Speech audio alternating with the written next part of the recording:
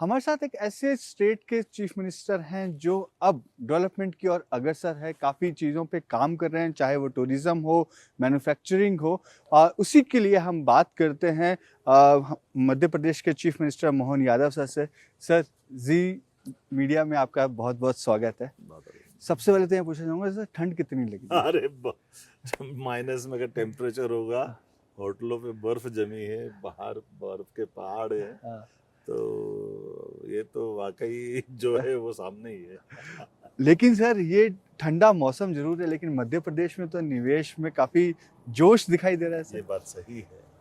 मध्य प्रदेश हम सब सौभाग्यशाली है, यशस्वी प्रधानमंत्री के नेतृत्व में लगातार सभी क्षेत्रों में, खास करके हमारे जब से हमारी सरकार बनी है, हमने हर क्षेत्र में निवेशकों को आकर्षित करते हुए सरलीकृत व्यापार व्यवस्था के बलबूते पर बड़े पैमाने पर निवेश लेकर के आए।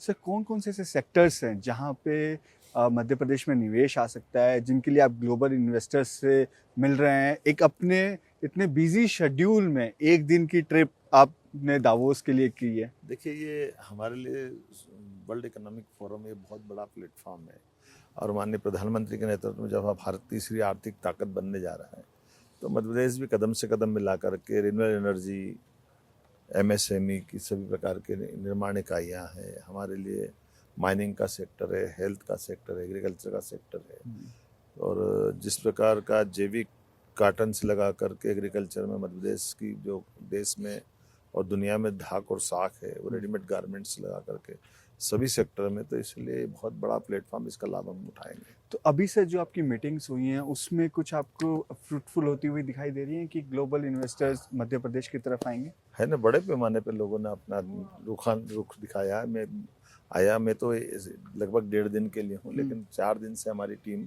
अलग अलग सेक्टर में काम कर रही है, और मुझे इस बात का संतोष है कि हर एक व्यक्ति जिनने हमारे यहाँ काम शुरू किया वो डबल काम कर रहे हैं, जिनने नहीं किया वो आकर्षित होकर काम करने जा रहे हैं। खास करके रिन्यूएबल एनर्जी के सेक्टर में ग्रीनको ने जो हमारे यहाँ बड़ा पंप स्टोरेज का प्रोजेक्ट लिया, वो 4 प्रोजेक्ट अलग अलग दूसरे साइड के और ला रहे हैं। उसी प्रकार से एआई से जुड़े हुए हैं, और डेटा सेंटर लगाने वाले हैं, बहुत सारे लोग आ रहे हैं। सर, लैंड एक्विजिशन जो है वो मध्य प्रदेश में थोड़ा आसान है, क्योंकि एक बड़ी लैंड है। तो उस तरीके की किस कंपनियां जो हैं, जिस तरह आपने बताया कि डेटा सेंटर या जीसीसी जो लगाने हैं उसके लिए एक बड़ी ज़मीन चाहिए, तो उस तरीके के कंपनियां भी सर इंटरेस्ट दिखा रही हैं? ये बात सही है कि मध्य प्रदेश भाग्य में है कि हमारे पास पर्याप्त लैंड बैंक है, सरप्लस बिजली है, आवागमन के लिए पर्याप्त इंफ्रास्ट्रक्चर के साधन है, और ये भी सही है कि देश के मध्य में होने से कोई भी उत्पादित होता है तो उसको आवागमन की दृष्टि से बहुत सरल और सस्ता पड़ता है।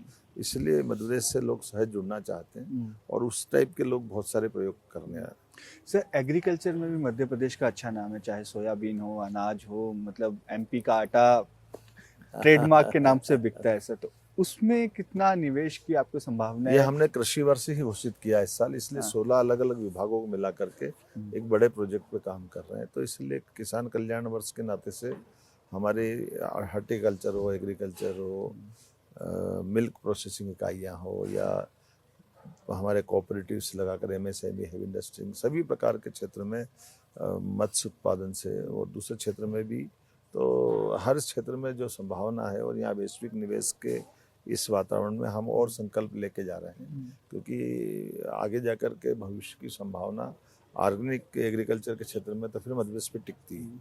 सर, आपने ग्रीन एनर्जी की बात करी, थोड़ा सा कंसर्न जो है वो पीपीएस को लेकर है। जो पुराने सोलर के अंदर पीपीएस हुए हैं, उनको सर कुछ जो अभी तक फ्रूट या ये कहें कि एग्जीक्यूट नहीं हुए, पुराने पीपीए होने बाकी हैं, मतलब ग्रिड से कनेक्टिविटी मिल गई है लेकिन पीपीए नहीं है, इस वजह से नहीं, वो हम तो हमारे पास एक्सेस आ गए। हम्म, हमारे पास आज की स्थिति हो गई कि जितनी तेज गति से देश में ग्रीन एनर्जी पे मध्य प्रदेश काम कर रहा है, वो तीनों तरह से, सोलर हो, विंड हो, पंप स्टोरेज हो, और हाइड्रो हो, तो हर एक क्षेत्र में हमारे जो टारगेट है उससे बहुत आगे जा रहे हैं। और बीते समय हमने कैबिनेट में तय कर दिया कि पंप स्टोरेज के माध्यम से रात में 3 घंटे, 6 घंटे और 24 घंटे बिजली हम सीधी रिन्यूएबल एनर्जी के दे रहे हैं।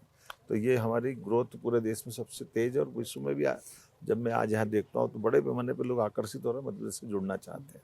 सर टूरिज्म में भी मध्य प्रदेश का अच्छा नाम बनता जा रहा है, रिलीजियस टूरिज्म भी सर बहुत अच्छा। मध्य प्रदेश में बहुत अच्छा है।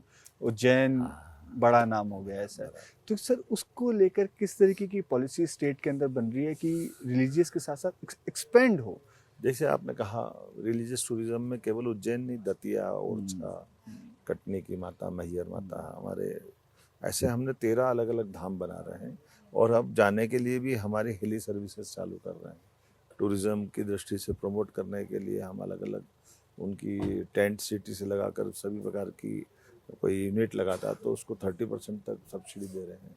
इसी के साथ रोजगार आधारित कामों के लिए जो प्रोत्साहन दे रहे हैं, उसी में टूरिज्म के लिए अब हेल्थ टूरिज्म भी है, हमारा रिलीजियस टूरिज्म भी है। फॉरेस्ट तो हमने 2 नए टाइगर रिजर्व फॉरेस्ट बनाए हैं और एक चीता प्रोजेक्ट भी बहुत सफलता के साथ चल रहा है। लेपर्ड, टाइगर, वल्चर, क्रोकोडाइल सभी तो हमारे पास है जो देश में सबसे ज़्यादा है।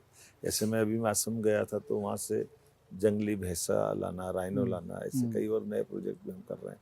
किंग कोबरा भी ला रहे हैं। तो उम्मीद कर रहे हैं कि अब तो भोपाल के तालाब में शिकारे भी चल रहे हैं, कश्मीर जाने की जरूरत नहीं है। शिकारे हमारे भोपाल के अंदर तालाब में भी उसी प्रकार का आनंद देंगे और वो परचेसिंग भी कर सकते हैं। लोग साड़ी खरीद सकते हैं, सब्जी खरीद सकते हैं, बाकी नाश्ते वगैरह सारी चीज़ें तो मिलती है शिकारे के अंदर। तो ये हमारा टूरिज्म का बहुत सेक्टर समृद्ध हो रहा है। सर लास्ट आखिरी 2 सवाल मैं आपसे पूछना चाहूँगा। एक पूछना चाहूँगा माइनिंग के ऊपर सर। माइनिंग को लेकर क्या प्लान है? आपके पास अच्छा एक रिजर्व है मिनरल्स माइनिंग का के भी। अंदर तो अभी भारत सरकार ने मध्य प्रदेश सरकार को पुरस्कार दिया है कि सबसे ज़्यादा हमने माइनिंग ब्लॉक बेचने का भारत सरकार के मार्गदर्शन में बड़ा रिकॉर्ड बनाया। और ये बात सही है कि हमारे पास दोनों तरह के माइनिंग के सेक्टर हैं।